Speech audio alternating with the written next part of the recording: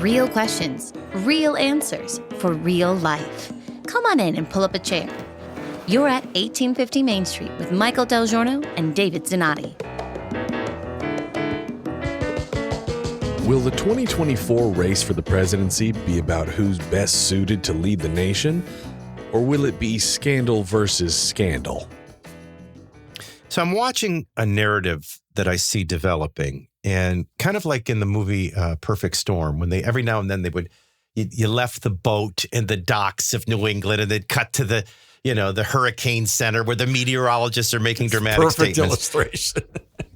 Yeah, because you and I have been seeing some narratives that are developing over the vetting problem. What should be happening is, like for Republicans, for example, you have right now, you legitimately have two really viable candidates, but technically I'll expand it a year out to 7. You should be vetting those 7 people and their ideas and their stances on issues. You should be focused on you and your family and our economy and who has the solutions for where we're not succeeding.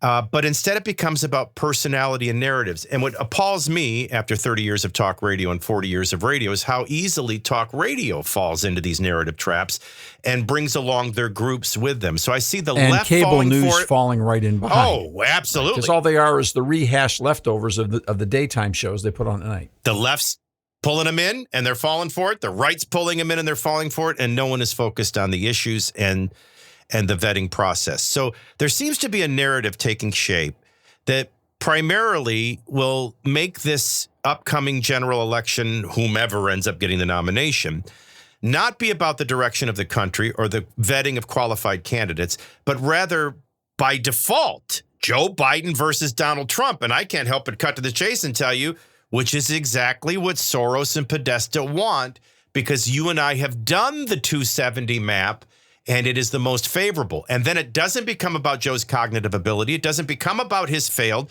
It just becomes about Joe and Hunter's scandal versus Donald Trump's multiple scandals. Boy, that's a great pick a card, any card trick. But I love your discernment on this because it brings me back to a thing when I finally grew up as a kid. And when you're a little kid and you're watching World Wrestling Federation stuff, it takes a while for everybody to finally convince you that it's not real. Okay. No, my brother bought into it. I never did. All right. But then once you realize that it's not real, you start asking yourself, who writes this stuff? Right. I mean, how do they sit down and have these Pretty scripts? boy Bobby Heenan, that's who's writing this stuff and where's Vince McMahon when you need him? And who decides all of this stuff and then orchestrates it and choreographs it out? Because it really does look like this election could become scandal versus scandal. Not ideas versus ideas, Exactly. Solutions versus solutions. It could become a race to the bottom. Now, it's clear that it is the intention of the Democrat Party to tie Donald Trump into so many. I mean, we're now on the verge of at least 4 different sets of indictments. We've even got the places where one of the federal judges in one of the indictments said, "Excuse me, are you using more than one grand jury to create indictments here against the former president? I mean, what am I? Am I part of a cog in the machine? To judge that the charges have been brought for is calling the question." Oh, the orchestrators of this narrative and these narratives are not lazy. Like reality TV producers, the unequal. Can you imagine how much treatments. money, but not just how much money the Trump haters are spending? Look at how much money Jim Jordan's committee is spending. Look at how much money House Oversight, House Judiciary, all of these different House committees are spending to build up the other side of the narrative. But it's like what I was saying to you the other day. We take our cues, and I think it comes from the social dilemma. I'm almost convinced that that's what really broke the dam. But the reality is we fight more like a baseball fight. So it's not enough for the 2 people that are having the fight. We got to come out of the dugout. We got to come out of the bullpen. We got to come out of our seats and onto the field. I would actually phrase this in the form of a question to you. The reason I never fall for this is I take my role as a dutiful citizen very serious. I take my role as a person of faith and a child of a very real specific God and a calling on my life. And I take very seriously being the husband of a wife of 24 years and 3 children and their future and my grandchildren's future very seriously. So when you're a dutiful citizen, you don't fall for these reality TV viewership only type games. Yeah. And the question becomes, are the two brokers behind this, the two parties that are writing the scripts, are they powerful enough to get all of us to chase the circus? They are right now. Yeah. I'm watching it happen. Yeah. Fox TV, CNN, MSNBC. I see all the purveyors in whether it's in the Washington Post, New York Times on their side or on the right side. I see talk radio falling for it right now. They're playing all the games. So if you turn on the conservative talk station, they're talking about Hunter Biden and his scandals. If you turn on NPR, they're talking about Donald Trump and his scandals. One will do Nancy Pelosi's, oh, Donald Trump looks scared. The other will, if you turn them on, they'll be doing. Yeah, Donald Trump telling Nancy Pelosi where her eternal perdition will end up. Yeah. So I mean, yeah. I think you answered your question. Yeah, I'm watching it in real time. And so they're trying to drag all of this. I mean, it's like scuba diving in the swamp. I mean, they're literally telling us that the answer to the crisis of the disassociation between working everyday, voting responsible people who are trying to survive and thrive as Americans, and the big issue is, here's an idea. Let's all go to the swamp in D.C. and let's take the deepest dive into the pool that we possibly can and go scuba diving looking for stuff. That's how we're going to decide our leadership formula. I'm glad you brought up D.C. because you're always, it's probably one of the greatest influences you've had on me. I mean, I always got the concept of the brilliance of our founding fathers from the Electoral College because we're the United States and not mob-ruled United People. We're the United States of America. I got the Senate branch, and it was originally set up to protect states' rights. I got the People's House, and it's based on population, and that's where you're represented. The House makes the laws, the president and the executive branch executes them. I got all that brilliance.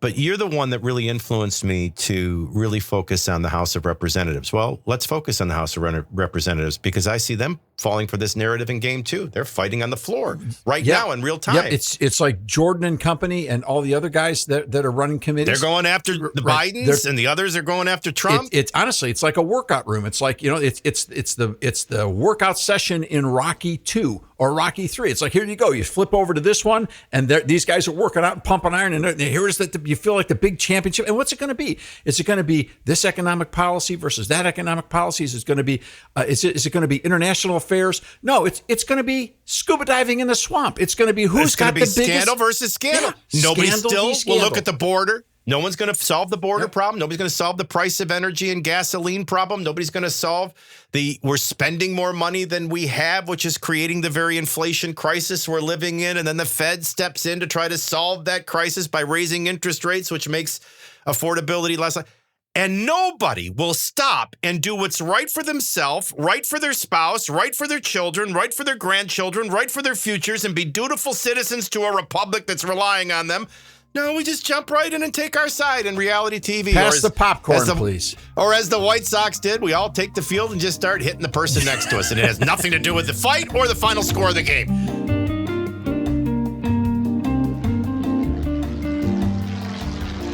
And now, a message from your captain. Remember, the flight attendants are primarily here for your safety. After that, they're here to make the flight more enjoyable. They're going to take care of you guys, but you will listen to what they have to say because they represent my will in the cockpit or in the cabin, and my will is what matters. Be nice to each other. Be respectful of each other. I shouldn't have to say that. People should treat people the way you want to be treated, but I have to say it every single flight because people don't. They're selfish and rude, and we won't have it. Okay? Stow your stuff. Get it out everybody else's way. Put your junk where it belongs. Everybody a pig first base. Don't lean on other people. Don't fall asleep on other people. Don't pass out on other people or drool on them unless you've talked about it. All right, a little bit of fatherhood here. The other thing. The social experiment on listening to videos on speaker mode and talking on a cell phone on speaker mode, that is over and done in this country. Nobody wants to hear your video. I know you think it's super sweet. It probably is. But it's your business, right? So keep it to yourself. Use your AirPods, use your headphones, whatever it is. That's your business, okay? It's just part of being in a respectful society. Middle seaters, I know it stinks to be in the middle. Raise your hands. Raise them up. Anybody in the middle? Like 5 people. Yeah, right. That's full. All right, nobody's listening. Fine. You own both armrests. That is my gift to you. We hope you enjoy your flight.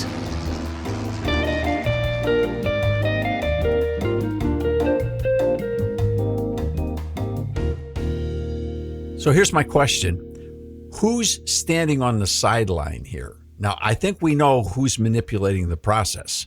We clearly know that it's the Soros-Podesta group that put Biden into place that thinks this is their best bet to keep him there and to keep power. No, it is their best bet. Yeah. If they're smart enough, it is their best bet. Right. And now on the other side, we see the efforts through Congress and what's going on there on the Republican side and what they're trying to do. But what I find really ironic is there's one group I see standing on the sidelines, sorting with their brows furrowed and their arms crossed and standing watching. And that is the Republican Party DC super crowd.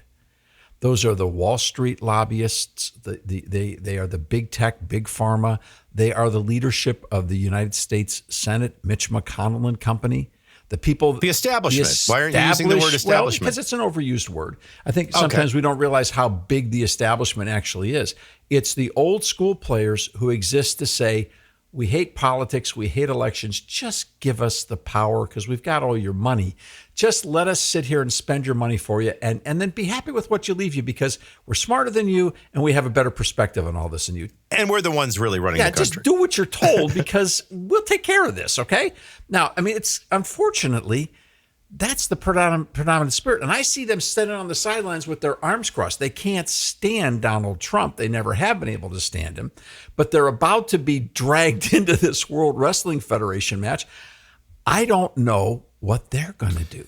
There's some other people standing on the sidelines. Nikki Haley's on the sidelines. Governor Christie's on the sidelines. Governor DeSantis is on the sidelines. You know, everybody else that's playing for the other 65% of the Republican Party, they ought to understand the game that's being played against them. But see, they're at least dressed for the battle. They're like in a World Wrestling Federation. They're like in a match, like a 10-man match or something. They're trying to get tagged into the ring, but they're standing. Can you imagine? I never. This is the one thing about wrestling I never understand. You have the most manly, large men. I mean, just as crass and testosterone filled. Big Show and Andre the Giant. And put them in little panties to go wrestle. I mean, and I don't want to see Governor Christie go to that. But at some point, maybe DeSantis on the sidelines is the only one that's really taken a step. He just fired his campaign manager. I mean, this guy's getting ready to have There are people trying to get tagged in to have a real conversation. So the question becomes, why is it that both camps don't want the real conversation? Why do they want it to stay at this tawdry level of personality versus personality and scandal versus scandal? Can I answer, please? Guys, I don't have the answer. My answer is number one, because that would be putting ourselves and our republic first, not them. That would put us in the control and on the offense of the future of this nation, not them. And I'll add another one, and that is, and I don't think it ever comes down to anything but this. I remember when we were talking about our 270 maps, and I have my little way I do it. I look at the Carolinas, and will they split or will they both go one way? I look at that arch, which goes from Wisconsin to Michigan to Ohio to Pennsylvania, and then I look out west to Nevada and Arizona, and we all have these little things that we do to try to determine how things are going to go. If the American people choose to be viewers rather than participants and leaders, if they choose to get sucked into reality viewership or joining the fight, to the analogy of baseball, coming out of the bullpen, coming out of the dugout, and on social media just fighting, they'll pull it off. If they ever focus on their duty as citizens, our republic that must be preserved and protected, I think we'll come out fine, like in Ohio, where the voters were smarter than the games being played. Now, but I just haven't seen that in the last decade. Well, Michael, it's a critical question. And this is one of the reasons why there is a great value in the Electoral College. Because the framers of our Constitution understood factionalism. They really did get it, that people would fight one another over their private agendas, their personalities. You can look back through history. After we get 3 administrations deep, where there were previously no political parties, it got personal from that moment and stayed personal to this moment. It's always been. It's just never been so elevated by media until the area that we're in now. So it's so much easier. But the people in the superpower groups, I've got to tell you, they either think that all the rest of us are stupid or they think that we only have one channel to watch. I can't tell you how many times I've heard people that call themselves conservative Republican leaders in high offices after they thought everyone was out of the room say the same thing. I've heard it. Our staff has heard it. When they look at people that have a strong commitment, say, to a balanced budget, a strong commitment to the life issue, strong commitment to a solid foreign policy, a strong commitment to energy independence, when they get out of the room and the Republican leadership's left, they all look at each other and say, don't worry, they got no place to go. They got nowhere to go. They got to support us because they got to be on our side of the ring. They have nowhere to go. You don't have to give them what they want. Tell them you'll give them what they want, but don't worry because they got nowhere to go. There's something I've kind of, if you were in town more, I would be able to share easily with you. But my observations of my mom's latest battle with cancer, which is now lung cancer, and just cancer in general, and what God is showing me. It's interesting, we live our whole lives, especially when we're young, like we're indestructible. So we understand diet, but we don't necessarily obediently and strictly follow it. We understand exercise, but that doesn't get us to the gym. And as I'm in the midst of this deep battle with cancer, I couldn't help but feel a whisper in my soul telling me, look at how those destructive cells use up more energy. Look at how they're more active than the healthy cells. And this is how you destroy a human body from within. Might even be how we destroy a country from within. We have these destructive, lack of character cells that we spend all of our time and all of our energy fighting with people on social media, rather than the healthy ones of character and restraint. And this is what I hear the small voice whispering to me, that the very strengths of cancer is cancer's greatest weakness, in that because they use more energy, because they divide more often, because they're on the aggressive trying to attack and kill, they allow us to identify them. And if we are open to identifying them, whether it's a PET scan that shows you where the cancer is trying to spread, identifying it is everything, because it identifies the problem and it fuels the fight against it.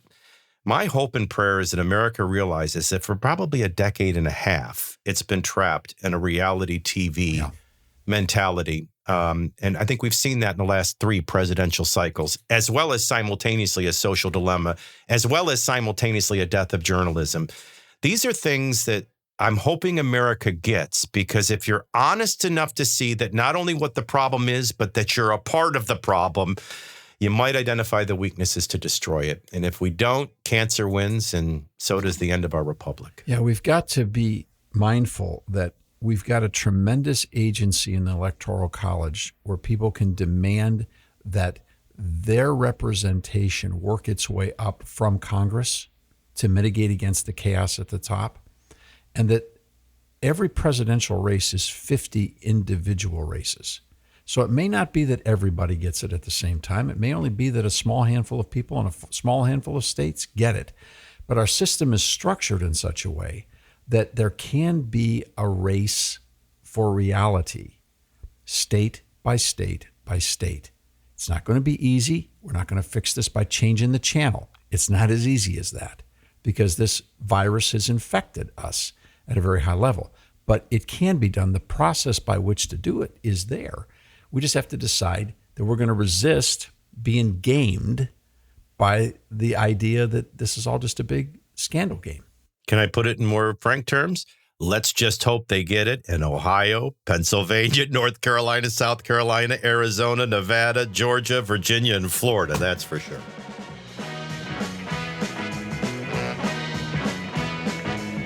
The conversations are just getting started. To get connected, check out 1850mainstreet.com. We don't data mine anyone or sell your information. Subscribe today so you don't miss a single conversation. We'll see you next time here at 1850 Main Street.